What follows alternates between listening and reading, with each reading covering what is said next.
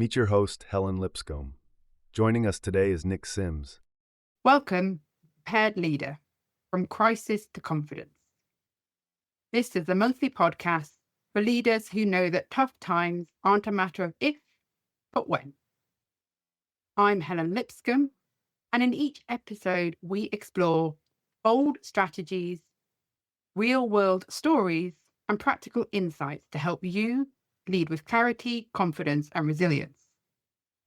Today's episode focuses on operational resilience, what it means, why it matters more than ever, and how organizations can strengthen their ability to withstand disruption and continue delivering critical services.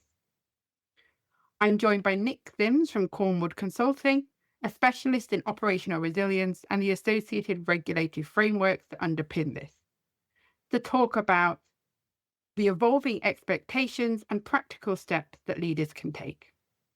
Nick, lovely to have you on the podcast. Thank you for. I think it would be good if we start off by talking about what is operational resilience. Thank you for having me. What is operational resilience? It's about anticipation, prevention, recovery, learning, operational disruptions. But I think it's more than that.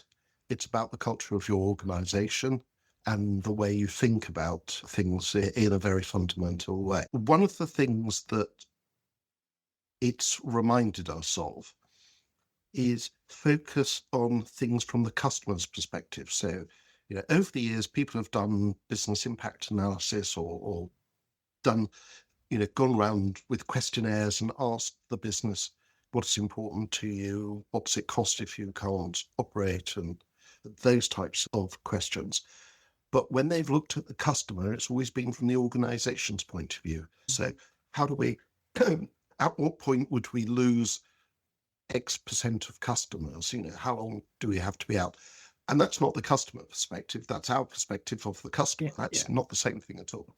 So that's one thing that people's mindsets need to shift to. At what point do we start doing inconvenience, harm, or intolerable harm, to quote the three classes of damage that the regulators talk about, but oddly don't define. So that's one. To your point in the introduction, when, not if, takes likelihood out of the equation, whereas we've always had multiple axes of likelihood and impact. Now the regulators are, the UK regulators are asking us to look at impact only because it's when, not if. So you have to assume that disruption will occur. I think that the third thing that makes operational difference is the focus on the service. Business continuity traditionally is focused on what happens if this department is disrupted rather than the end-to-end service is disrupted. One of the ways that we at Cornwood made our name back in the 90s was we actually took an end-to-end approach. We would get the financial sector, the front, middle and back offices in a room after they'd written their initial plans to say, hang on, are you writing plans for the same instant? One of the banks had 8 front office staff, 400 middle office staff, and a few back office staff. It's got to be coherent. Either you're trading through or you are closing as many positions as possible and just hedging some of the risk. But whatever you're doing, this is not a consistent approach. So those would be the three things that I think people need to grasp that perhaps they haven't grasped. The irony is that when we first started talking about business continuity, as opposed to disaster recovery or indeed contingency planning, as it was when I first started in the space nearly 40 years ago, disaster recovery assumed one, a disaster had occurred, and B, that you would recover from it or try to recover from it, i.e., as opposed to something has happened that means we can't deliver the service, which is a very different concept. Disaster meant people were planning for bombs or the IRA or whatever in London. If I look at the incidents that I've had to deal with over my career or have heard about, they range from rodents eating things in the data center, a rhino escaping from a local zoo, pigeons being attacked by crows on a roof, causing drains to block up and sewage to go back into the computer room. So none of these things were Big predictable. scale. No. Cleaner getting into the data center and thinking that the large red button was the door opener, pressing the button and powering off the whole data center. And then the IT manager putting the power back on and blowing £500,000 worth of motherboards. And that was only the beginning of the disaster that brought down the global network. I think there are three things that are different, but ironically, it's not different because when the BCI was launched, Andrew Hiles, who was one of the founders, talked about we need to build a more resilient organization from the ground up. We need to design out single points of failure in particular. It can't just be about recovery. We need to focus on what's important. And he said, I hope within 30 years, time has now passed, that everyone in an organization knows it's part of their role and responsibility, and that maybe that means the end of people, the end of the profession, because it's just embedded in the way everyone does business. So that was the original vision. Yeah. Clearly, we're a very long way from. When I started an assignment in 2015 and phoned my wife on the first day to tell her how it's gone, she said that's behind the work we were doing 20-something years ago. I think one of the problems of having been around nearly 40 years is that people don't learn. We've all forgotten more than we've learned in any space of time, haven't we? But I find that fascinating for a lot of organisations, particularly within the UK financial sector, and it's now expanding into other sectors. This is new and different. I would agree. My perspective has been all about, it should be about the customer. Organisations don't exist for themselves. They exist for a purpose, which is to serve a customer, a group, whatever that end point is. And you can't do that if you don't work together. So I guess my question as I was listening to you is, do you think that adding weight around regulation is going to help cement this? Or do you think, without being too depressing, we're still going to be having this conversation in 10 years' time and somebody will call it something new and different then? I remember having a discussion with the then chair of the Business Continuity Institute, probably 25, maybe 30 years ago. He'd written an article saying it would be great if the regulators told us what to do. And here we are, where the regulators have sort of not really told us what to do. They haven't defined what intolerable harm means or policyholder protection, but they have put a whole load of you've got to do this and you've got to do that without actually solving the problem of what does that really mean. So every organisation has to do it. And as you and I have discovered, working together and separately, what matters is the culture of the organisation. Are they trying to tick the regulatory box, or do they actually care about this stuff? Do they really care about the customer? The organisations are there to serve their customers, their stakeholders and their shareholders. In many cases, it's the profit motive that drives them rather than looking after their customers.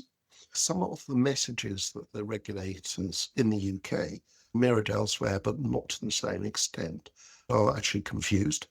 For example, when not if, downplays in my mind the importance of resilience by design, because it's going to happen. So why are you trying to stop it? You should be trying to stop it and make it less likely to happen. That's an example of where I think the regulators have got it wrong. Another place where I think they've got it wrong, one of the things that the regulators are required to do is promote growth and competition. Telling everyone what to do in minute detail actually reduces the competition. My wife and I felt really bitter after the financial crash in 2008 because we had looked at the Icelandic banks and thought, how can a country with 200,000 people, actually 3 major banks are supporting 10 million people in the UK. We know they're paying better interest rates than anybody else, but we are not going to put our money with them because we don't think they're stable enough. But we got punished for making that choice because when Kaupthing et al. Went bust, people got bailed out. Similarly, there's buyer beware in lots of spaces. And yes, organizations shouldn't be cavalier with their clients' money. But I do think that what we've done is shift the onus so that the buyer can buy the most outrageous products and take no responsibility for what they're buying, get the best interest rate or whatever. However much a bunch of cowboys they're buying it, knowing they'll probably get bailed out. The more regulation we have, the less easy it is to distinguish one financial organization from another, because it's very difficult from the outside to see the differences in culture. And I say this as somebody who's quite left-wing, very left-wing compared to most people who worked in the finance sectors. Just strikes me as generic rule, look after your customers, end of story. You almost shouldn't need more detail than that. People should make their own judgments. Right. I think another area where the UK regulators haven't done too many favours, there are two other areas. One is around intolerable harm. They've left it to organisations to define that themselves. That's fine, given what I said about, are we removing competition? People can make that judgment, but you as a customer can't find out what the definition of intolerable harm is for that organisation. And the other area is something I pulled the Bank of England up the first time they talked publicly in 2019, which is we are all critically dependent on third parties, and we are relying on third parties.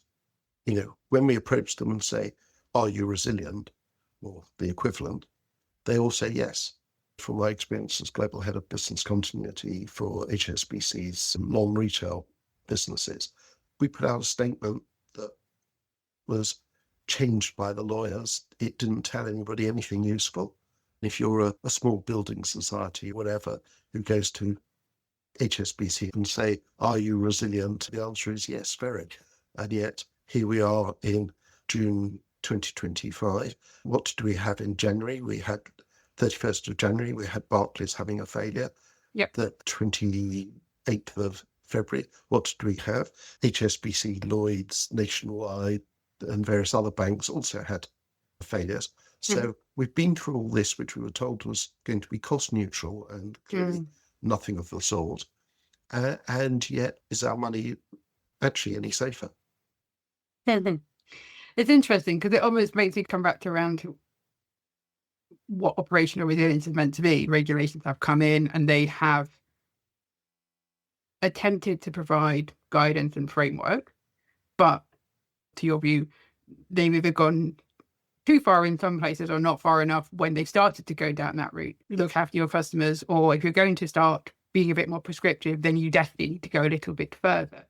For organisations looking at this, they're going to be held accountable to those regulations. So I guess it comes back to what could be the right approach to think about actually true operational resilience as opposed to the regulated version. Let's deal with the regulated version first. I can tell you what the wrong approach is, and that's DORA, which I think is a terrible piece of regulation. It confuses the means with the end. It's a huge burden. Just because you've tested your systems to death doesn't mean stuff ain't going to happen to you in the regulated space. In the run-up to the first major deadline, March 31st, 2020, people initially said, we're going to do this properly. In the run-up to March 2022, they said, let's just get through this first stage, get the self-assessment signed off, and then we'll do it properly. In the run-up to the final stage, 31st of March 2025, to what extent are they actually doing this properly? What does this mean for organisations both within and outside the finance sector? This is all about culture. How high up the list is protection of the customer? If it's high up, how are you going to deal with it? One of the problems is that too many people in our industry cannot think strategically. Organisations' annual report and pick out the main theme in terms of what are we trying to do. If you are a high, sell them cheap organisation, then I understand that. But if you are trying to be top of the range and top of the market, then you've got to be seriously committed to resilience in all its forms. You may have to dramatically overspend on this area, but if you think your reputation is everything, then that's where you need to, Put you the need money, to spend, the time. because Yeah. not delivering the service is not good for business, not good for your reputation. Yeah. Whereas if you're part of my height, then people to expect that it will always be there. Exactly. If I had one wish, that we would get people working in the sector who can articulate how the vision of operational resilience for their organisation fits in with the business strategy and why it makes sense to do it. Yeah, and I really like that because it becomes part of how you do things. You're using some of the same language, but also focusing on the things that from a strategic part of the organisation is important. And if that is customers, then that becomes your focus. If it's shareholders, then that becomes your focus. It becomes appropriately focused as opposed to trying to protect the internal things we think are important. Back to where you started, this changes a lot of why you're doing this. It's about making sure your organisation can keep running to deliver a strategy, to deliver the overarching purpose of the organisation. Yep.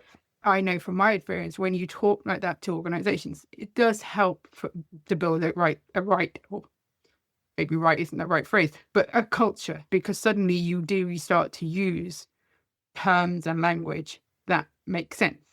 And you're no longer talking about it in the technical approach. You're talking about it in a way that fits with the organization. It always comes back to the language. I mean, it comes back to when I was in Starbucks, and therefore it was around saying, we're a coffee company. If we're not making the coffee, what are we doing? Yeah, absolutely. And the way you articulated from bean to cup. And I remember you saying, if we can't provide muffins, that's not the end of the world, as long as we've got coffee, milk, people, and somewhere to serve it. I think one of the consequences of regulators not having defined intolerable harm, if you think of intolerable harm as putting people in a position from which they can't recover, if we actually look at the failures that Barclays in January and the others in February suffered, you're really struggling to find any examples of intolerable harm. As defined is something short-term that can be covered by compensation. The worst case in January was of a woman with an autistic daughter who couldn't complete on their mortgage and had 3 days 2 days staying at her sister's and 1 day in a hotel. Now, that was probably an extremely unpleasant experience, but was that intolerable harm? No. The only question was, how much compensation were Barclays going to give her? Move on. Which is, it almost makes me come back to when the regulations were being written, it was on the basis of events that had happened at that point and trying to design something that fitted that. So it was really around the consequence of the 2008 financial crash, and then more particularly the failure at RBS and the subsequent outage at TSB. Yes. Where change projects had been badly managed or politically managed against artificial deadlines, and things were done without the appropriate testing, without the appropriate BAT strategies. Absolutely. So a lot of what the regulators are really after and should be after is just better housekeeping. Be professional in the way you go about things. And as we know, change and third-party change actually by far the biggest causes of disruption. It's no longer my IT system has failed. It's I've done something, or we've done something. Somebody has done something that has led to something. And CrowdStrike is another example. Somebody has done something without due process. Yeah. So how to improve that?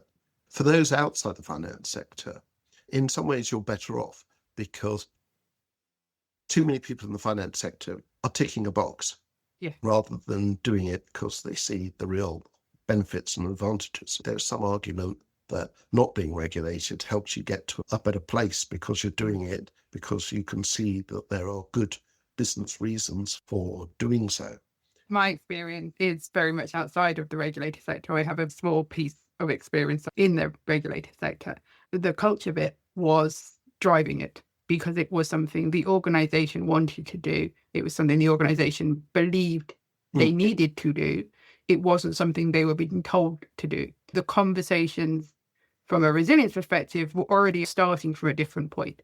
It wasn't that we must do it because someone's going to come and check our homework at some point. When it worked well in organisations, it was because they recognised that this is something that will help us to continue to operate, to continue to deliver our strategic plan. The endpoint is the same, but it is a different perspective. Is it the same endpoint? Because when you and I were working together in the finance sector, this was just make sure it's done for the deadline. There wasn't a real sense of this is important and it will help us deliver our strategic objectives. You're right. It's not the same thing. However, if you were looking at it from a regulated perspective, they would see it was the same thing to some extent because they'd go, well, you've got it covered. We're happy. And again, back to the events that have happened since these regulations have come into place, haven't been up the scale. Does that give everyone a false sense of confidence that this is amazing how quickly one forgets? So, we've had the CrowdStrike incident. What we haven't had is financial market crash since 2008. But then the Royal Bank of Scotland, NatWest, all the TSB outages, yes, they affected people. They weren't of the same life-changing events that the financial crash was for many people in 2008. No. And I think that's almost a big part of the regulations, testing your plans and the efficacy of that, which you can do in scenario testing and do that. Do you think the real test would only ever come if and when another big event happens? Too many of the tests are artificial, from warnings in advance to what are you going to do, but you don't actually, for example, in the cyber attack, force people to rebuild the whole of their system, as you accept that they'll try a few tapes and they can recover those, so move on. What are we really testing? Well, we don't want to have failures in front of the board. So the tests are by and large more artificial, even where people are quite brave in the way things happen. But again, that comes back to culture. Do you have the right people in the room with the right information? Can you trust them to make the right decisions and report them appropriately? To me, it's a cultural thing. Yes. There's so much underneath all of that question of back to regulation versus not regulating. Does it help? Does it hinder? Was it? I think there's a bit of both. As I say, you can get a tick box attitude, which you're not going to get if you're not regulated, because you won't bother to do anything at all. There are many organisations who've now got a full sense of confidence, and that's probably more dangerous than not having anything at all. When the big event does happen that they maybe hadn't anticipated, it's not to be fatalist, but the world is a very complex world, and things will happen. Even if you can anticipate the scenario, it's not going to turn out the way you thought it was going to, because there are all sorts of externalities going on at the same time. All you can do is practice, have the right culture, the right people, and make the right decision. You can improve people's decision making by rehearsing and testing. It's challenging. People don't have that much spare time. And most of the tests are done with the people who won't be the ones on point on the day. That's always a challenge. The people that can make themselves available for testing aren't necessarily the people you'd want, really, because they aren't going to be the main decision makers come the time.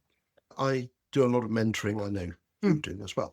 But one of the mistakes I hear from my mentees, they come to me quite often and they say, what technical course should I do next? What qualification should I get next? I tend to say to them, you don't need those qualifications. What you need are better influencing skills.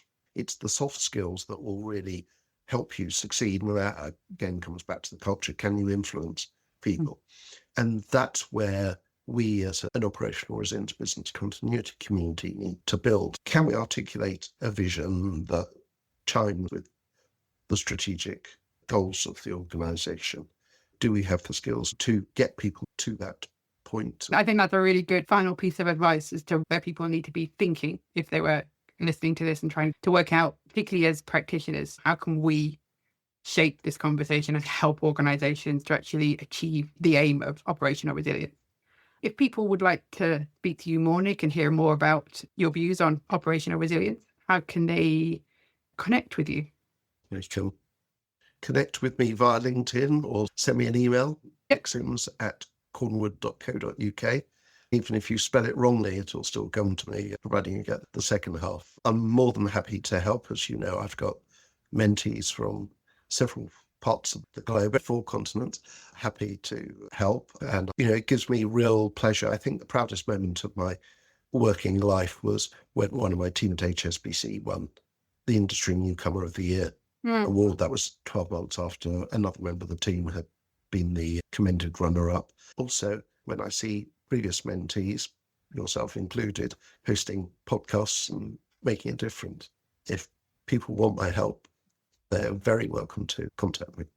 So thank you, Nick. It's really good to have people like yourself who are open to talking about it, open to sharing your experience. Thank you again for joining today's session of The Prepared Leader.